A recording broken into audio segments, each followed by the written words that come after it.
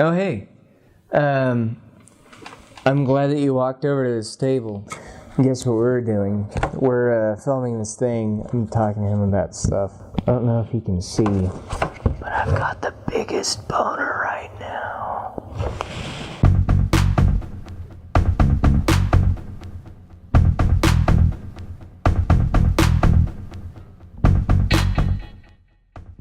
Greetings, everybody. My name is David Goad, and we're here with Donald.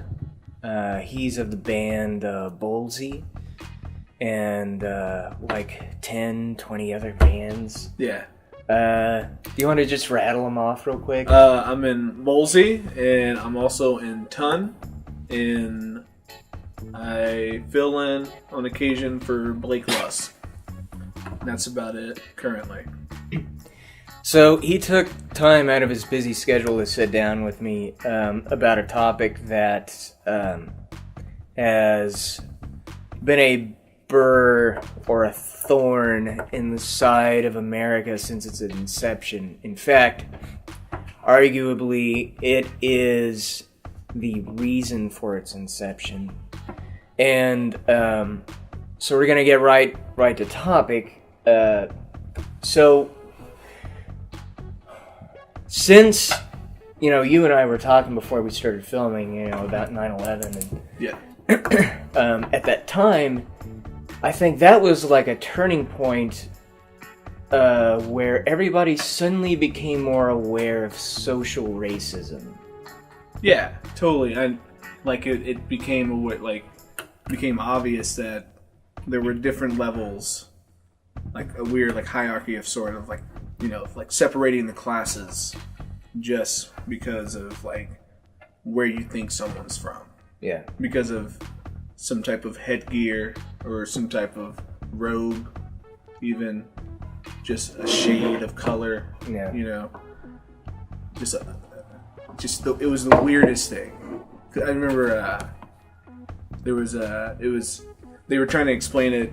I know, watching television during this time period, they were trying to explain it to kids in a very simple fashion of it's okay, don't believe the first thing you see. It was Seventh Heaven with David Simon. He was a preacher man with the wife, and there was this guy, him and his wife or something got beat up because they thought they were Muslim terrorists, and it was just very weird because then I didn't know what a Muslim was outside of Malcolm X. And so for me, it was how did Malcolm X get a plane to me? It didn't make any sense. I didn't know what that concept of a Muslim was. And people of our generation, who existed quite a while before 9/11, we had a sort of preconceived notion of what a Muslim was. Totally. Yeah. And it was not somebody who would strap a bomb to themselves and blow themselves up. Totally. No, none of that. But there were kids who are now teenagers and almost adults who were born after that happened, and so they grew up with that. Yeah. And so then you're thinking about the ramifications of reinforcing negative stereotypes and stuff. It gets you thinking we've been doing that this whole time. Totally, yeah. We haven't not been doing that. Yeah, and it's very sad that now the burden of what I equate to blackness now is now upon Arab Americans.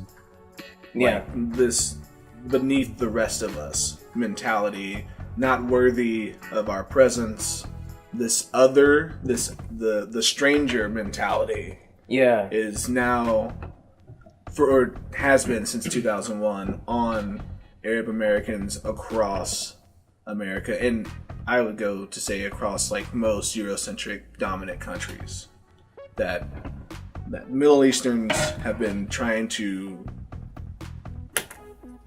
penetrate and dominate, very weird terms, Eurocentric countries and their ideals of what Western philosophy should be. Right, they blame the immigration. They of blame these immigration people every time. Very first thing is the fact that they got into the house Yeah. is why we have roaches, you know? Right. Not the fact that your house has been dirty for 2 days straight.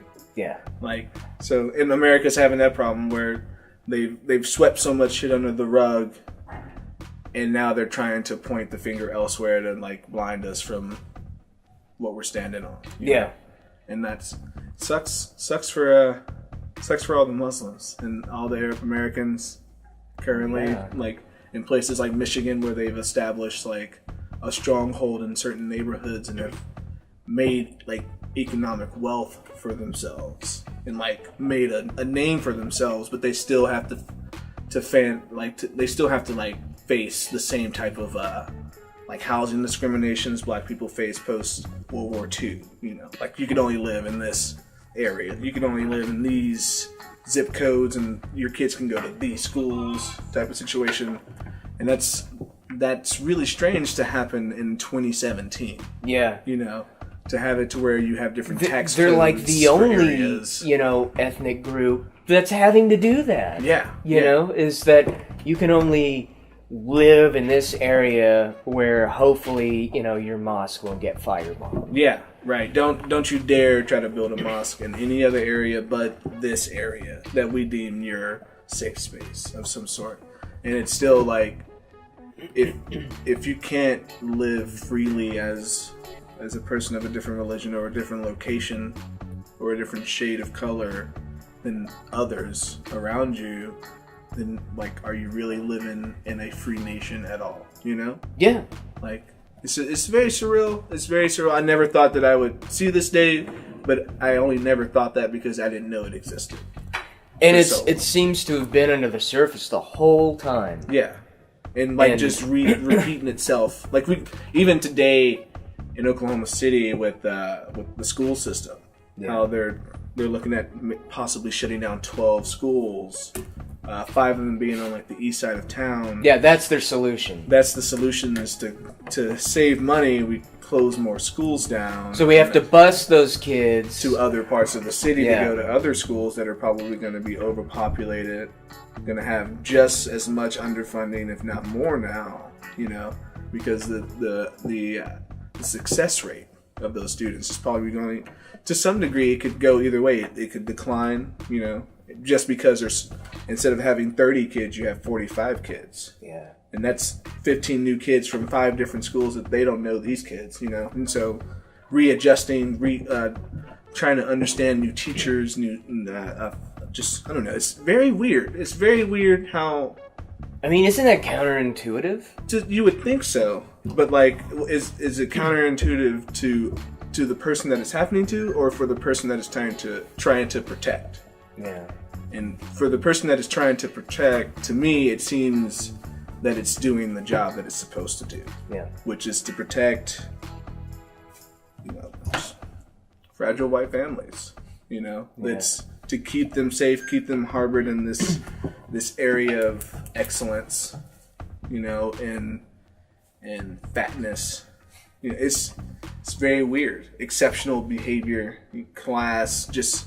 Knowing that you are the cream of the crop, but like outside of the walls of your world. And I guess also kind of taking that for granted. Yeah. Because it seems like they don't know that they're in that position. And that there are people who don't get to experience any of that. And, it's mostly based on stuff like, well, where do you come from? What part of the city do you come from? What income do you have? And then who's your family? What comes down from that is what race are you? Because, I mean, you said you're Irish. Right. And, like, the Irish had to earn their whiteness, I would call it, in America. Because I know coming in, they were treated... The Irish and the Italians came in, towards the latter part of the 1800s and the early part of the 20th century, and a lot of, and my family did this too. I'm sure as, they had to act more like the people who were there, the white people that were there. Yeah. Because they were getting othered.